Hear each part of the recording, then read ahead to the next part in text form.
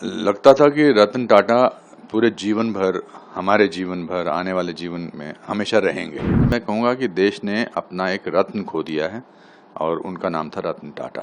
किसी इंसान को अगर अपना आदर्श बनाना है तो उसमें रतन टाटा सबसे ऊपर नंबर पर आएंगे। उनका नाम हमेशा भारत में नहीं बल्कि पूरे विश्व में रोशन रहेगा। शब्द कम पड़ते हैं उनके बारे में बोलने के लिए। कभी कभी मौन जो है, कभी कभी चुप रहना जो है, वो ज़्यादा अच्छा लगता है कि ऐसे आदमी के बारे में मैं क्या बोलूं। I am very happy that he was born and he was an Indian. लगता था कि रतन टाटा पूरे जीवन भर, हमारे जीवन भर, आने वाले जीवन में हमेशा रहेंगे। क्योंकि कुछ लोग, आप उनको हमेशा मिलते नहीं हैं, बट उनका एहसास देश के इंफ्रास्ट्रक्चर में नज़र आता है, देश के चैरिटी इंस्टीट्यूशन में नज़र आता है, देश के आबो हवा में नज़र आता है, अच्छाई में नज़र आता है। तो आज मैं कहूँगा कि देश ने अपना एक रत्न खो दिया है और उनका नाम था रतन टाटा। मेरी मुलाकात उनसे कुछ साल पहले लंदन में हुई थी। बकिंगम गेट में उनका एक ताज का होटल है, तो मुझे मिले थे और 5-7 मिनट तक बात करते रहे और फिर बोले कि आई लाइक योर कॉमेडीज़। आप I laugh when I see you sometimes, not very often but rarely I saw 1 or 2 comedies. But उसके अलावा आई थिंक किसी इंसान को अगर अपना आदर्श बनाना है तो उसमें रतन टाटा सबसे ऊपर नंबर पर आएंगे। चाहे वो चैरिटी के नाम पर हो, चाहे वो गिविंग के नाम पर हो, चाहे वो प्रिंसिपल्स के नाम पे हो, चाहे वो अनुभवों के नाम पर हो, और किस तरह से क्वाइटली काम अच्छा करना चाहिए। इंडस्ट्रियलिस्ट तो नज़र ही नहीं आते थे। वो टाटा का इंडस्ट्रियलिस्ट होना ज़्यादा ध्यान में नहीं आता था, पर टाटा का गिवर, एक चैरिटेबल नेचर, वो हमेशा ध्यान में रहता था।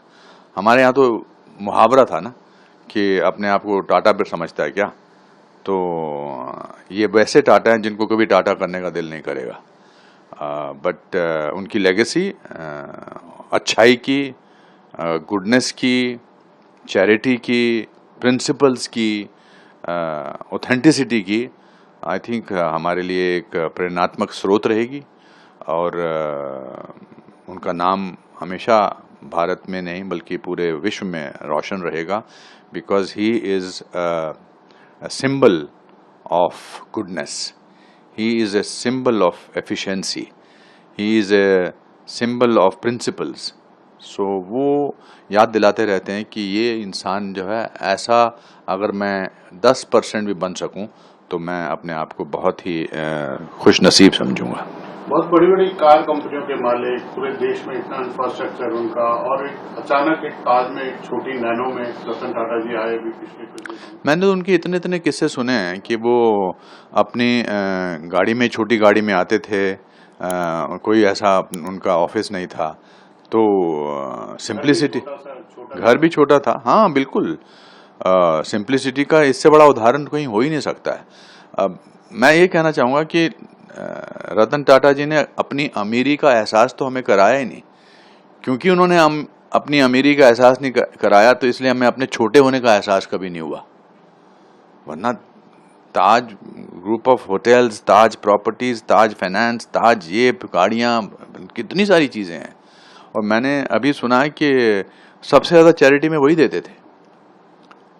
His contributions and his families contribution is unbelievable. मतलब शब्द कम पड़ते हैं उनके बारे में बोलने के लिए। कभी कभी मौन जो है, कभी कभी चुप रहना जो है, वो ज़्यादा अच्छा लगता है कि ऐसे आदमी के बारे में मैं क्या बोलूं। But the good thing about is this, that वो शारीरिक रूप से यहाँ से गए हैं, बट उनकी अच्छाई जो है वो सदियों तक बरकरार रहेगी। And I am very happy that he was born and he was an Indian. ये बहुत बड़ी उपलब्धि है देश की।